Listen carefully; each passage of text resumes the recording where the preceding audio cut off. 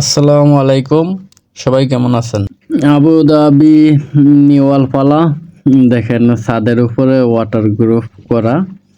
তো সেক্ষেত্রে এখানে সর্বপ্রথম ফার্স্ট পাথর ছিল, ওগুলা নিচে ফেলানো হয়েছে। তারপরে ফোম ছিল, আগের হুকুমতের ওয়াটার গ্রুপ ছিল।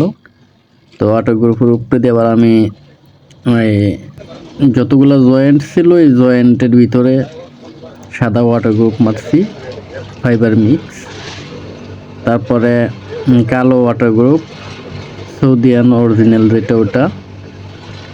তারপরে দেখেন পানি ছাড়ছি, ঠিক আছে। মানে পানি সাইডে 2 দিন রাখছিলাম, যেমন চেক করলাম আর কি, যে কোনো দিকে পানি লিক করে কিনা।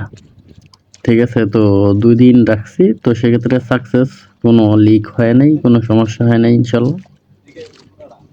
তো লাস্ট এটার উপরে তেরাজু লাগানো হবে আর কি, 30x30 তেরাজু লাগানো হবে।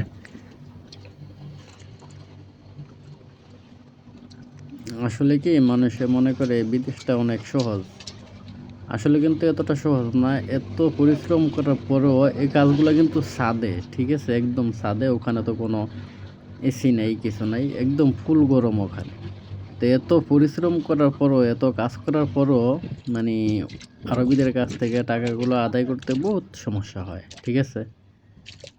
তো সেক্ষেত্রে পরিশ্রম করতে হয় অনেক, কিন্তু এই পরিশ্রমের ফলটা জমানো অনেক কষ্টের। তো সেক্ষেত্রে এখানে শেখার মতো বহুত কিছু আছে। যারা এসব কাজ করতে চান বা যারা করেন, হয়তো তারা বুঝতে পারবেন আর কি।